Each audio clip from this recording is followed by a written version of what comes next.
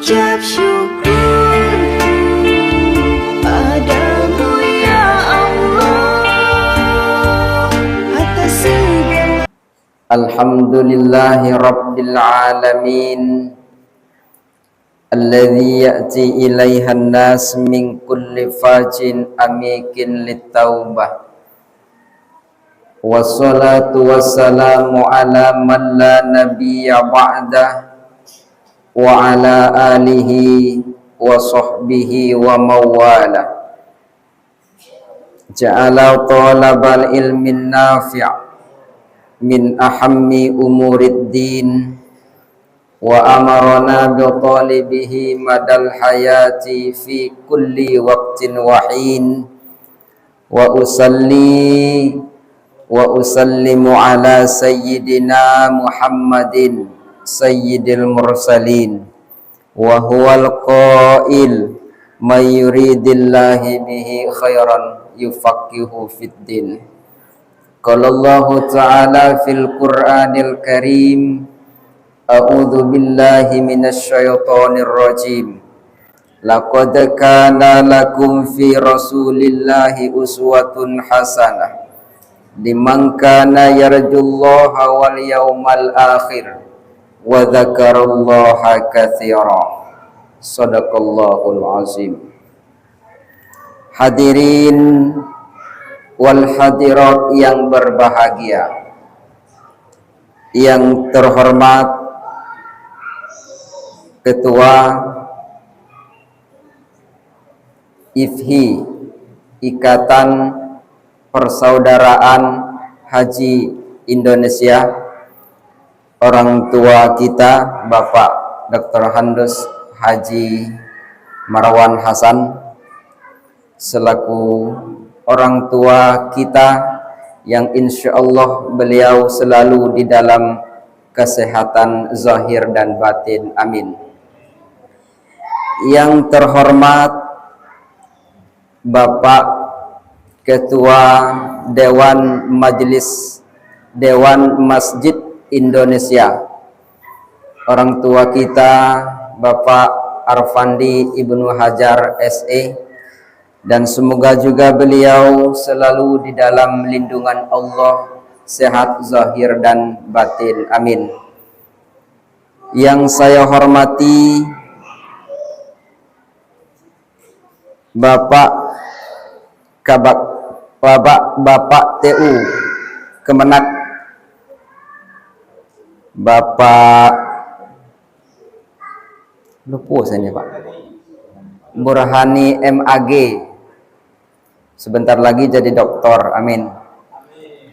Dan juga semoga beliau selalu di dalam lindungan Allah Subhanahu wa Ta'ala. Yang saya hormati Bapak Haji Fardinal, beliau ini mudanya banyak di dunia nyata, sudah tua, sudah banyak di dunia maya. Kalau ingin ketemu beliau selalu aktif di dunia maya. Yang saya hormati pembawa acara Al-Ustadz Hidayat, dan juga beliau selalu di dalam lindungan Allah Subhanahu wa Ta'ala. Yang saya muliakan Qori, rasa-rasa mendengar di MTQ lagu beliau ini.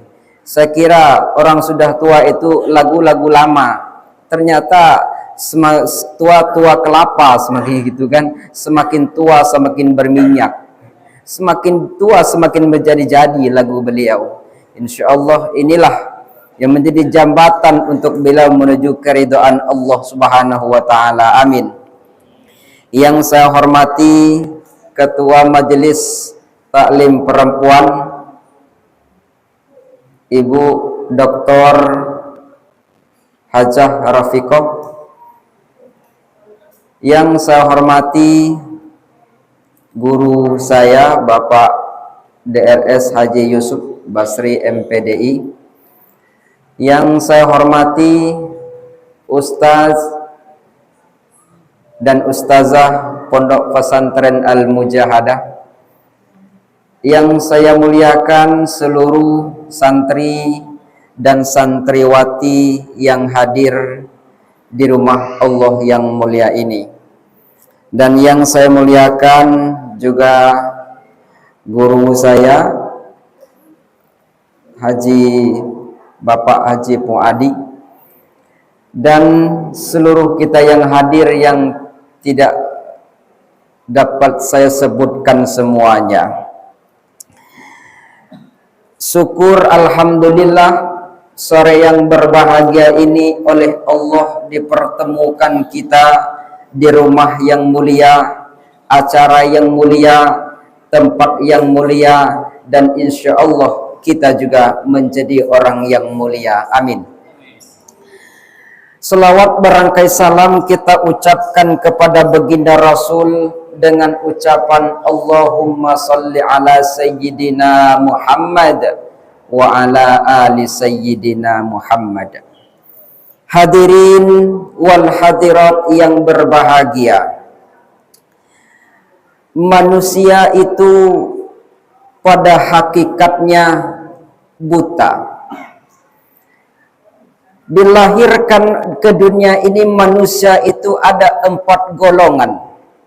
Ada manusia yang buta mata, ada manusia yang buta hati, dan ada manusia yang buta hati tapi mata melihat, dan ada orang yang buta mata yang tidak bisa melihat tapi hatinya melihat, dan ada juga orang yang buta mata dan buta hati, dan ada juga orang yang tidak buta mata dan tidak buta hatinya. Kalau orang buta mata akan mencari penuntun, dia berjalan, matanya tidak bisa melihat tapi kakinya bisa melangkah, tapi hatinya tidak buta. Tidak heran kita dengar orang seperti orang yang buta, tapi baca Al-Qur'annya bagus, menjadi tilawah terbaik sedunia, menjadi orang yang beramal dengan baik, tapi hatinya melihat, mata kepalanya yang buta. Nah, ada juga orang yang hatinya buta tapi matanya melihat. Nah, inilah yang akan bisa kita jelaskan di sore yang berbahagia ini. Kenapa hati manusia itu buta padahal matanya melihat? Nah, yang bikin kita menjadi merenung bahwa hidup itu perlu contoh, harus mempunyai tutorial, harus yang ada yang dicontoh, ada harus yang diteladani, ada yang harus ditiru. Tidak ada orang lahir ke dunia ini terus menjadi orang yang benar, tidak. Pasti ingin mencari contoh untuk menatap masa depan yang lebih baik. Ini contoh yang singkat, misalnya ya, anak-anak ini, anak santri ini di rumah, bodohnya luar biasa, tapi sudah masuk ke pesantren, cerdasnya luar biasa. Ini keluarga besar IPI misalnya, di rumah terus pengajian tidak pernah datang, akan khawatir hatinya buta, tapi matanya tidak buta. Kalau orang sudah buta hati, tidak akan bisa memandang sesuatu itu dengan pandangan rahmat. Nah, yang kita cari adalah mata kita tidak buta dan hati kita tidak buta. Lalu siapa orang itu?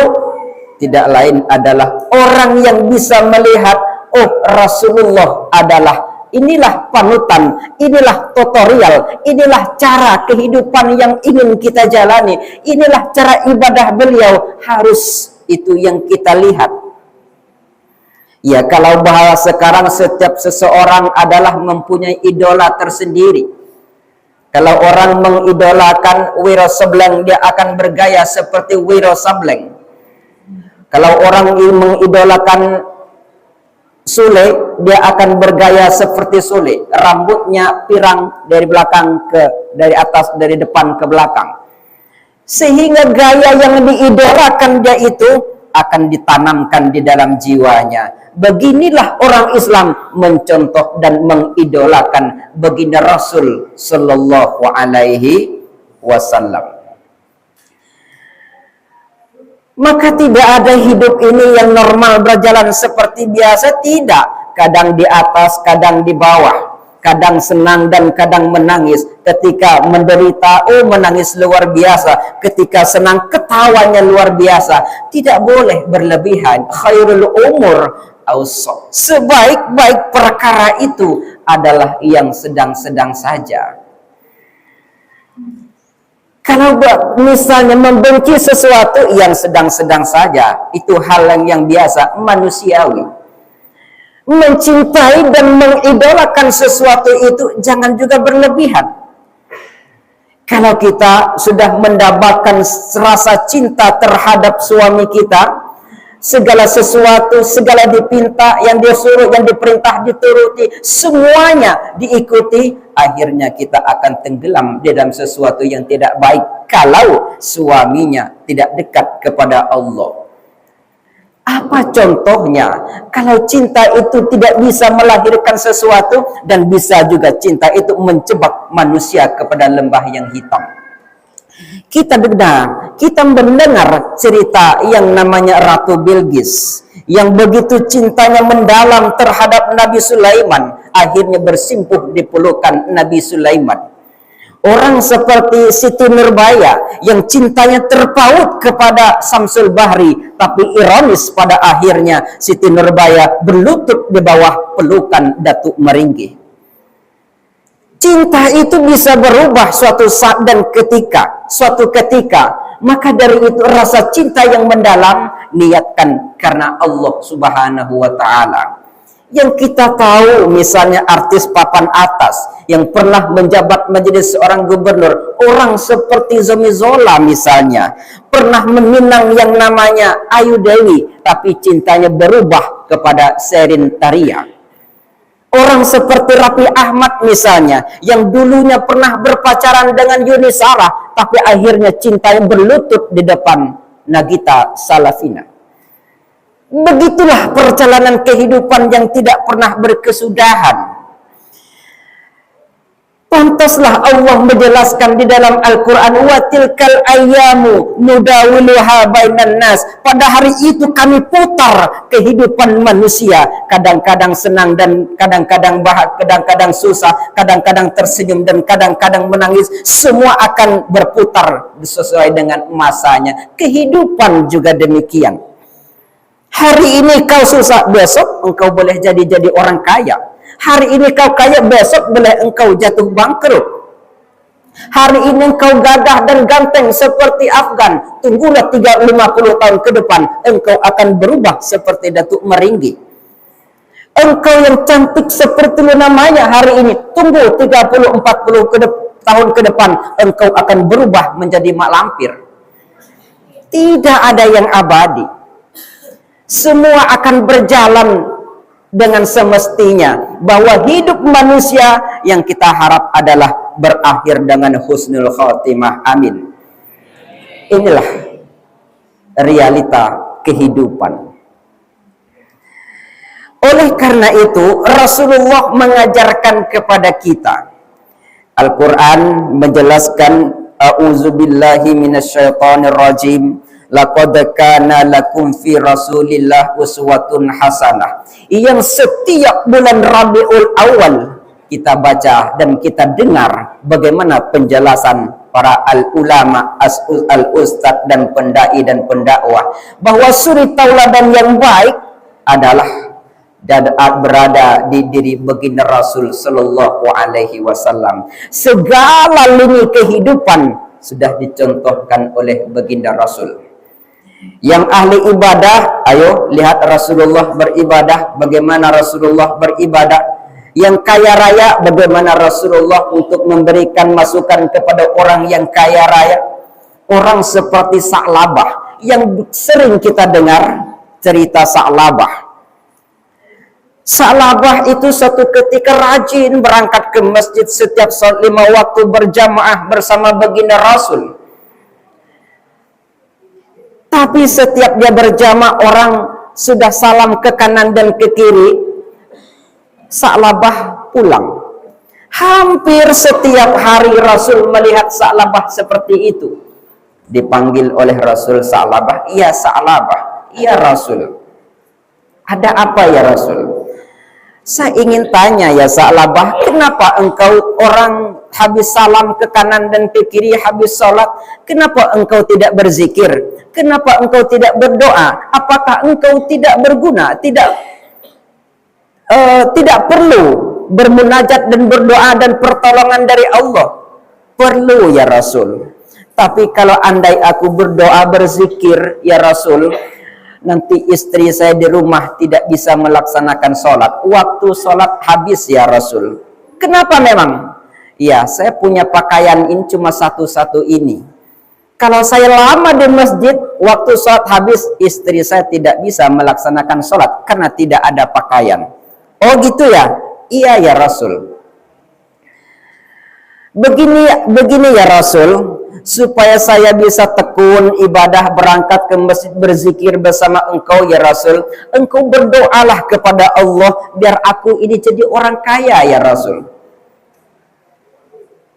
Ternyata janji manis seseorang itu sebelum jadi.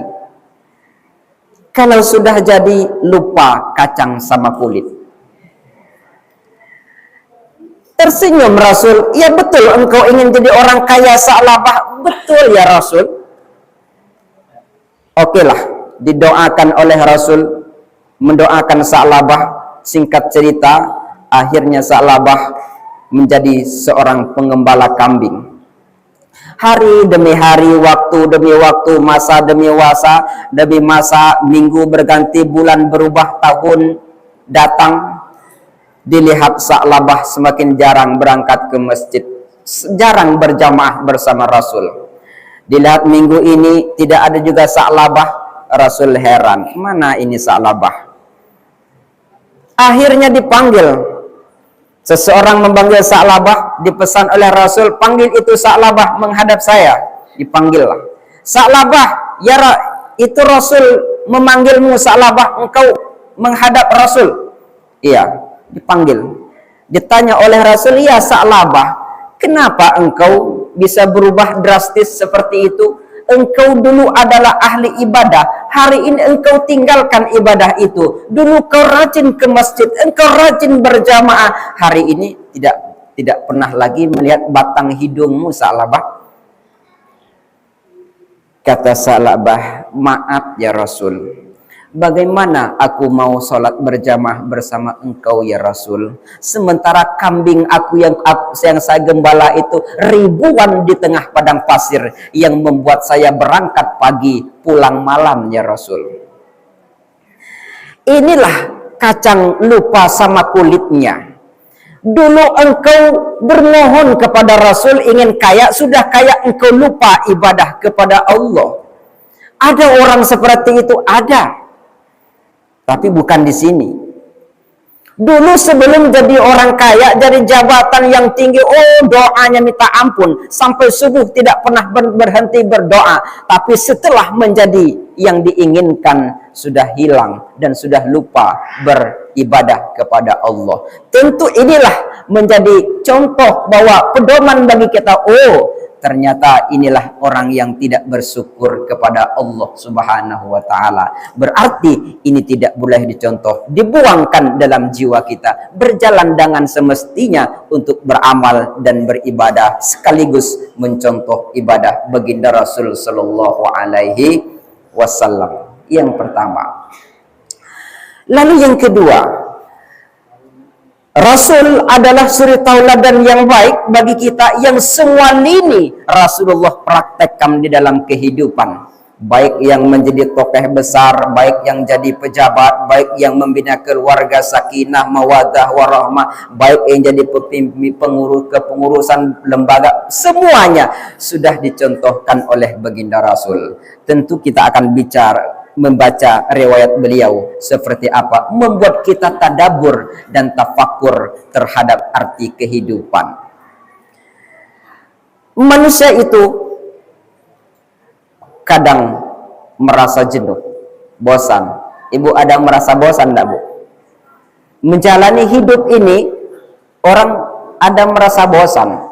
Ngantor setiap hari bosan, pengennya liburan. Ngajar setiap hari bosan, rasanya ingin jalan ke Sikumbang Water.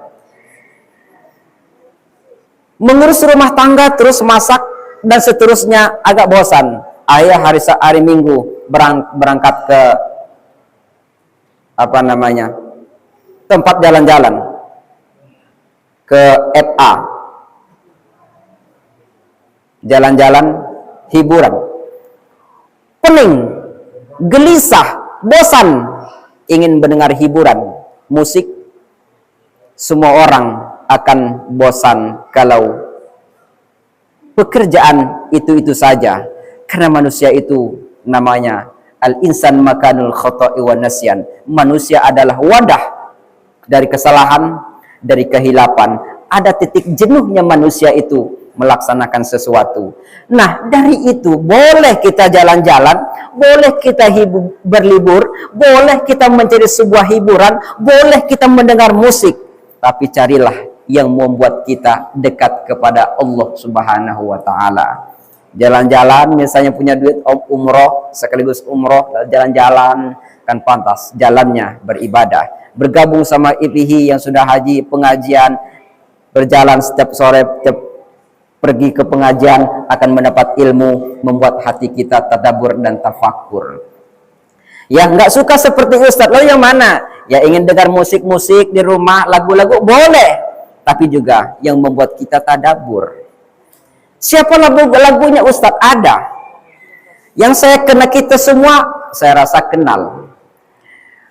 Yang terkenal dengan artis papan atas, orang seperti Pasha Ungu. Tahu kan Pasha Ungu? Santri ini tahu Pasha Ungu? Yang gagah dan ganteng itu, kenal? Tahu kan? Ya, lahirnya milenialnya. Yang ibu-ibu ini kenal, tahu sama Pasha Ungu, Bu? Udah tahu? Jarang nonton ya. Nah, orang seperti Pasha Ungu itu, dia melantunkan sebuah lagu. Apa kata beliau ketika dia melantunkan sebuah lagu itu? Ternyata penuh dengan makna, penuh dengan penghayatan. Kata beliau, lagunya, andai ku tahu kapan tiba masaku, ku akan memohon Tuhan tolong panjangkan umurku. Andai ku tahu kapan tiba ajalku, ku akan memohon Tuhan jangan kau ambil nyawaku. Silakan subuh-subuh jam 3 ibu dengar suara itu, lagu itu.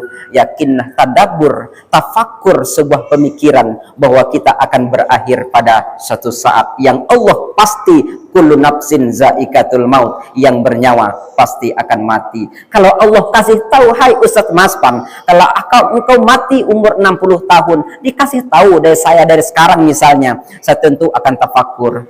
Saya tidak lagi sia-sia hidup yang singkat ini. Saya pasti akan beramal.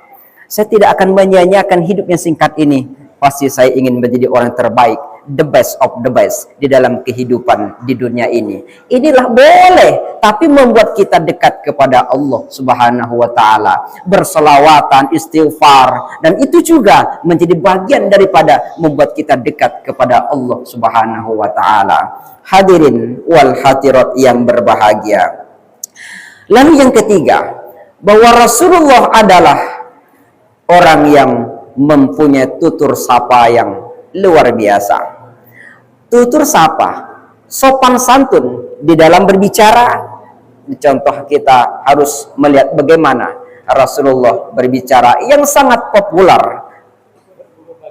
Ketika Rasulullah memanggil istrinya, "Ya istriku, ya Humairah, wahai istriku yang pipinya merah kemerahan." Ini apa makna tersimpul di dalam ini? Tentu ucapan Rasulullah membuat semua orang menjadi senang. Hari ini orang berbicara dulu, orang berbicara dengan mulut. Hari ini orang berbicara dengan Facebook, dengan WA, dengan Twitter, dengan TikTok, dengan YouTube, dengan Instagram, dengan Telegram. Semua orang menulis di sana, berbicara di sana, akan dengar oleh publik. Apakah itu baik didengar oleh orang lain ataukah tidak? Nah, Rasul mencerminkan yang baik berbicara. Tentu kita dengan siapa kita berbicara, lawan berbicara, dengan siapa kita berkomunikasi, belajarlah membuat ucapan itu jadi bermakna dan jangan membuat orang tersinggung dan sakit hati. Inilah Rasulullah.